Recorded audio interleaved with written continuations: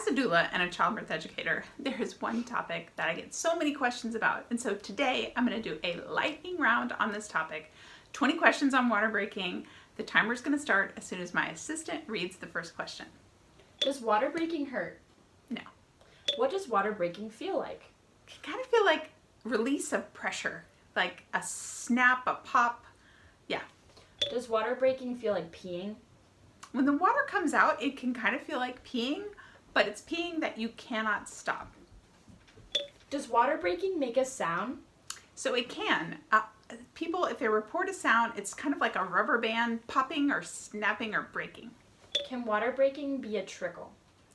It can be a trickle, especially if we have a really low baby that is almost being like a cork, their head a cork, and then there's not much water that can get by. That causes a trickle. Can water breaking be bloody? Water breaking can have some bloody mucus in it if the bloody show comes out with the water when your amniotic fluid comes out.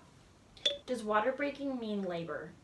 So water breaking usually happens either at the start of labor or in the middle of labor, but if it can happen before labor begins, which is called premature rupture of membranes. Will water breaking ruin your mattress? So if your water breaks when you are lying in bed, it doesn't necessarily just shoot out. It really comes out when you sit up. So if you are having contractions, you feel like your water broke, maybe slide your bottom to the side of the bed and then sit up so that you don't get that water on your mattress. But it's always a good idea to have a waterproof mattress pad anyway. Will water breaking wake you up? It most likely will wake you up, but there are cases where people are heavy sleepers and they sleep through contractions and then they wake up and notice that their water has broken. Will contractions always follow water breaking? Contractions generally follow water breaking, but in the case of that premature rupture of membranes, sometimes we have to go in to our hospital and have labor induced if contractions don't naturally follow water breaking. What triggers water breaking? This is a great question because we don't really know.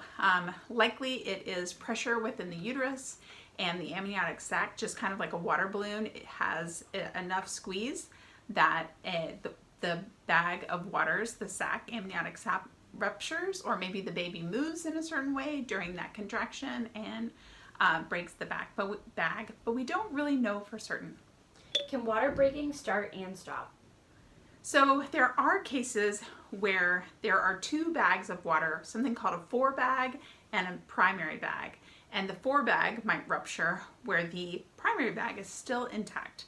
Though this is not that common. If that happens though, we can see it start and then it stops. And then when the other bag breaks, then it starts again. Does water breaking feel like sweat? No, it doesn't feel like sweat because it's a lot more quantity. So discharge does increase at the end of pregnancy, and sometimes people think that water, if they have a lot of sweat or they have a lot of discharge, it might be their water breaking, but water breaking is really going to be like more quantity and dripping. How do you induce water breaking at home? This is not recommended ever. So you don't want to try to do anything to try to cause your water to break at home. No, don't do it. What does the fluid look like?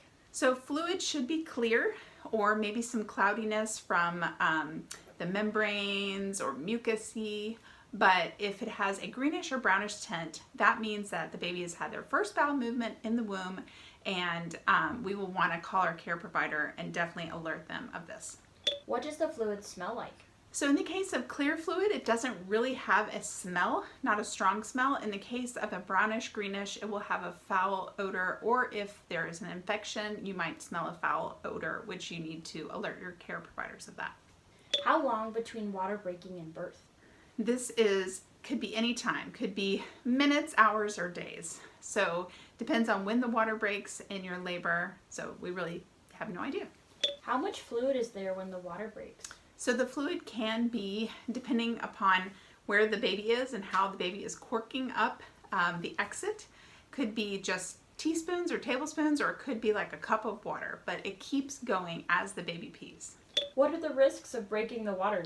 So when the water breaks, you no longer have this protective environment around the baby, so it increases the risk of infection.